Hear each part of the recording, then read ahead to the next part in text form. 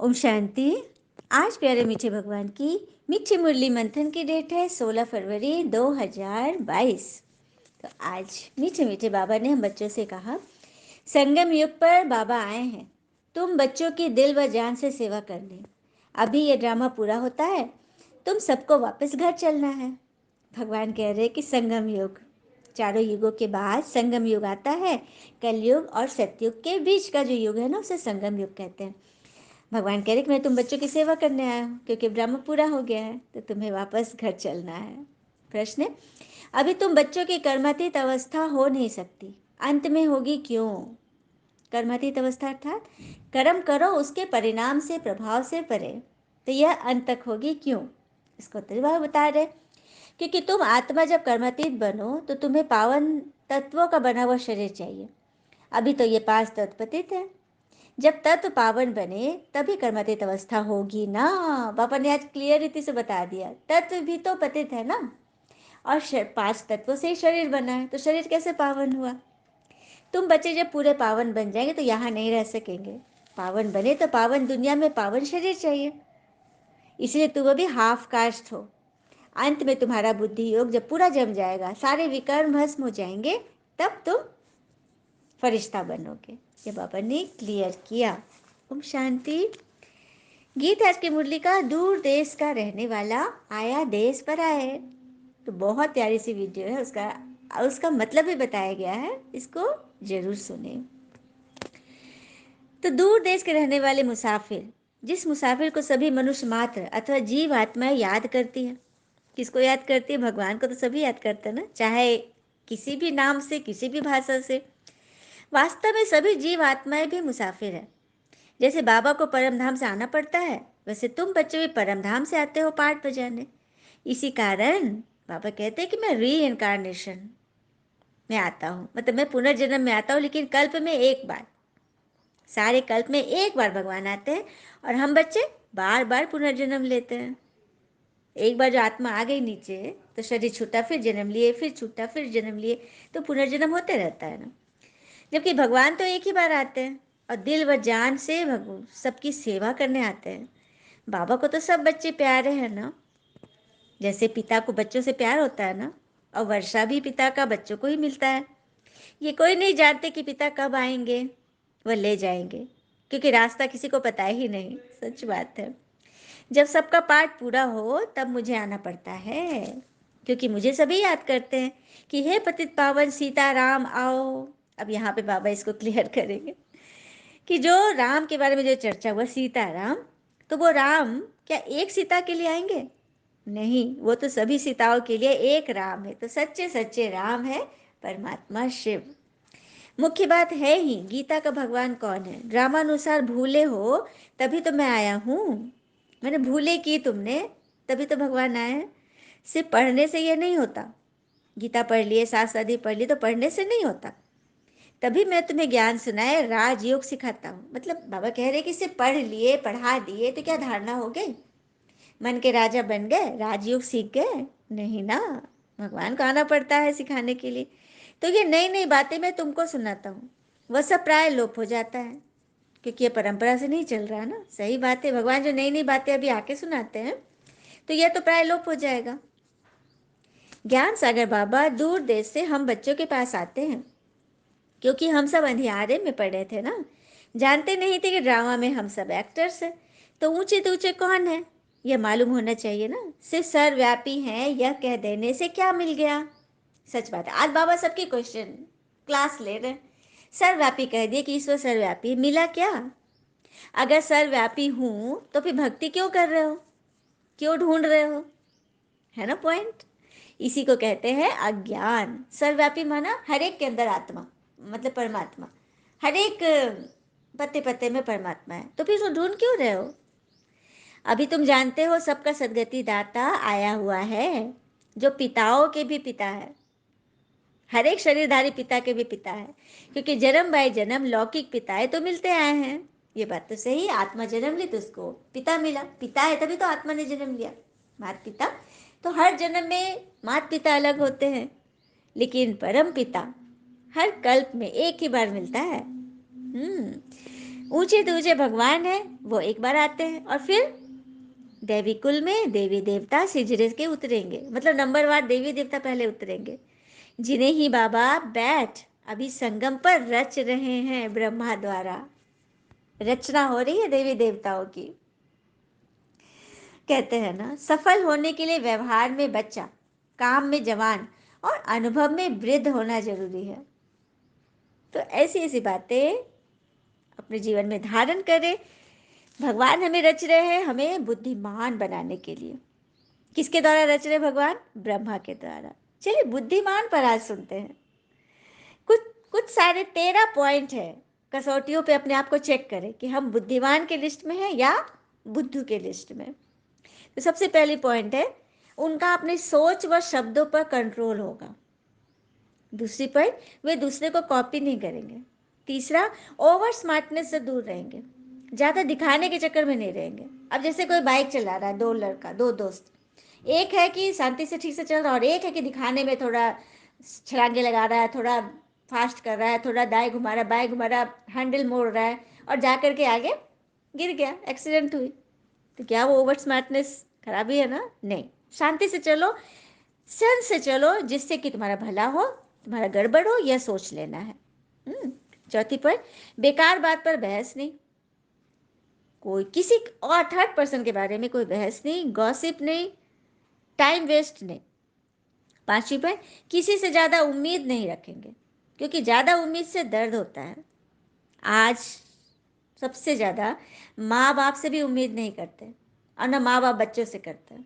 आज के युग में तो ये भी हो गया है ना, ज़्यादा उम्मीद करेंगे माँ बाप से, वो पूरा नहीं हुआ तो बच्चों को दिक्कत, और माँ बाप बच्चों से करे तो उनको दिक्कत। तो इस चीज़ से वो ऊपर रहेंगे। एकांत को महत्व देंगे, अकेले में वो अपने मन से बातें करेंगे, रिसर्च करेंगे, कोई बात है तो उसकी तह पे जाएंगे। ऐसा नहीं कि घर से निकलना बंद कर दे, नहीं, 10 के 20 में भी वो एकांत रह लेंगे। सातवीं पर, दूसरे को महत्व देने से पहले खुद को महत्व दो, अपना स्वाभिमान बचा के रखो। आठवां, मुश्किलों से डरकर पीछे नहीं हटना, चैलेंज को स्वीकार करना। अब माया यहाँ पे हमें चैलेंजेस देती है तो उसको स्वीकार करना है, क्योंकि वो हमें आगे बढ़ाने आई है। हमेशा कुछ नया सीखने व करने का उमंग उत्साह होता है। नौवीं पर, सदा बिजी रहते हैं, खाली दिमाग नहीं रहते, क्योंकि खाली दिमाग कहते हैं ना शैतान का घर है, मतलब खाली दिमाग पूरा करकट भर जाएगा खाली रखोगे तो सदा बिजी रहने को भी क्लियर करती हूँ कि सदा बिजी में ये नहीं है कि हम वीडियो देख रहे हैं, हम फलाना चीज़ कर रहे हैं, कुछ ऐसी बातें कर रहे हैं जिसका कोई श्रेष्ठ मतलब कर्म नहीं बना। तो ऐसे को कहेंगे टाइम पास। वो हो गया, हम टाइम पास कर रहे हैं, तो टाइम को ऐसे पास नहीं करना। समय की बहुत कीमत है, खास करके ब्राह्मण बच्चों के लिए एक एक सेकंड को सफल करना है। 10वीं पॉइंट, अपनी सोच व काम के प्रति क्लियर, अपने अगले स्टेप को सोच करके वो कर्म करेंगे। और जो मूर्ख होंगे वो क्या करेंगे? अपने ही काम में, अपने ही निर्णय में संशय करेंगे। अरे मैंने ऐसा सोचा, ठीक किया कि नहीं, 10 आदमी से पूछेंगे, देखो तो मैंने ठीक किया, मैंने ठीक किया। ये नहीं, अपने ऊपर भरोसा। 11वीं पॉइंट, जल्दबाजी नहीं करेंगे, वो गुस्से व दुख में फैसला नहीं देंगे। गुस्सा व दुख में फैसला नहीं करना है। हम्म करना है तो सोच समझ के, जब मन शांत हो जाए, वो बात मन से निकल जाए जिस बात से व्यग्र हो गए, तब आप फैसला ले। 12वां है, अपनी जिम्मेवारियों को समय पर पूरा करेंगे। जैसे भगवान ने वो भी आगे बोलेंगे कि ये जिम्मेवारी मेरी है, पूरे विश्व को पावन बनाने का, शांति मिलाने का। 13वां पॉइंट है, लास्ट पॉइंट है, परिस्थिति के हिसाब से चलेंगे, रिएक्ट नहीं करेंगे, कभी भी कुछ कर देना समय व कंडीशन को देख कर करेंगे। तो चलिए सब अपने आप की चेकिंग करें कि हमारे अंदर कितनी सारी खूबियां हैं कि खामियां हैं। फिर बाबा ने आगे बोला, हम सबको बुद्धिमान तो बनना ही है। इस समय तुम सभी हाफ कास्ट ब्राह्मण हो, जो शूद्र से ब्राह्मण बन रहे हो। पूरा कर्मातीत पिछाड़ी में बनेंगे, जब सारे विकर्म भस्म हो जाएंगे और प्रकृति के तत्व भी पावन हो जाएंगे। फिर बाबा ने कहा, भक्ति मार्ग में तुमने बहुत कुछ सुना व किया, तो अब जज करो राइट क्या है। अपने अनुभवों से जज करो कि तुमको अब कैसा लग रहा है। पहले भी करते थे सब कुछ, उस समय मन कैसा था और अभी कैसा है, जज करो। क्योंकि यह है वो अमर कथा जिससे तुम अमरपुरी के मालिक बन रहे हो। अमरपुरी स्वर्ग में काल नहीं खाता। वहां कभी ऐसे नहीं कहेंगे कि फलाना मर गया। वहां तो कहेंगे चलो अब ये शरीर छोड़कर बच्चा बनते हैं फिर से। जबकि यहाँ तो कितना डर रहता है ना मौत का। सभी डरते रहते हैं। फिर आगे बाबा ने कहा, रावण राज में शांति मिल नहीं सकती।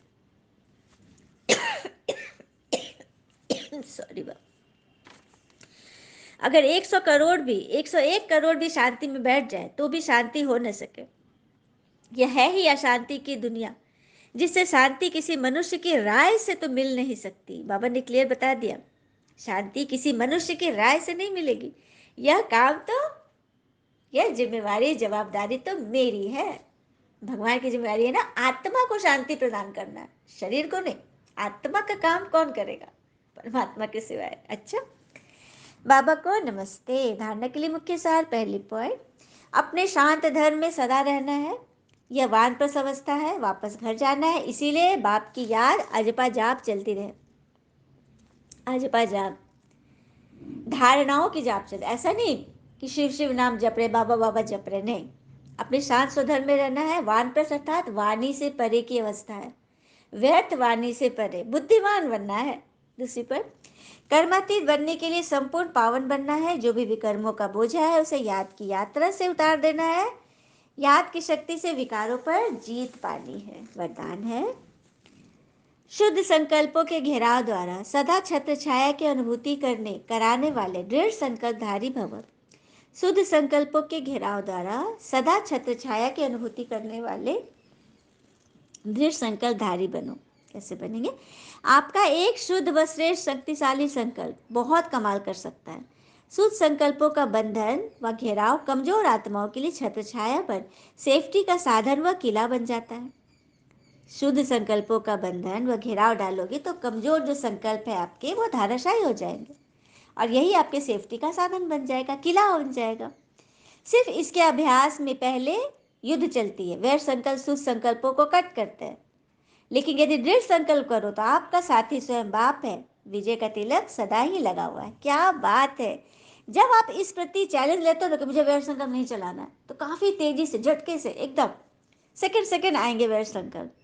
तो पहले तो वो वैर संकल्प आपके शुद्ध संकल्पों को कट करेंगे। नहीं नहीं नहीं, ऐसा नहीं हो सकता, हो ही नहीं सकता, यह संभव है।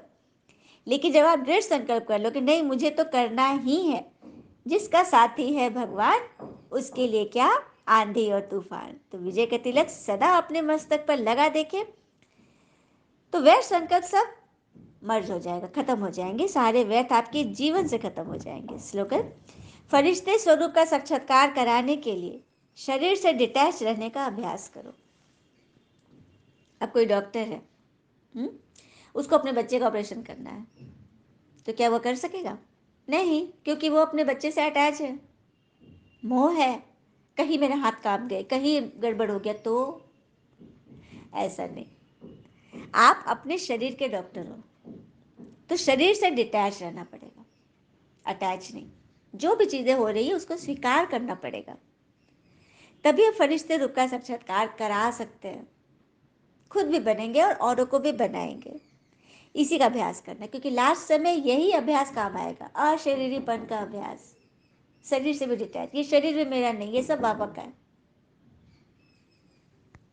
ऐसा समझ कर चलेंगे ना तो हमेशा खुश रहेंगे, प्रसन्न रहेंगे। और कहते हैं ना कि अतीत में हुई बातों को जो सदा याद करते रहते हैं वो अपनी जिंदगी में आगे बढ़ना भूल जाते हैं, क्योंकि वो तो पीछे ही देख रहे हैं, बैक में ही है। वैसे लोग अपने हाथों से ही अपने उन चीजों को खो देते हैं जो भविष्य में उनको मिलने वाली होती है, क्योंकि वो तो सदा अतीत में है। तो अतीत ही उनके साथ है, रचा बसा है। अच्छा, ओम शांति। शुक्र है मीठे बाबा, वो बाबा के प्यारे प्यारे बच्चे। थैंक यू बाबा। All is well always. ओम शांति।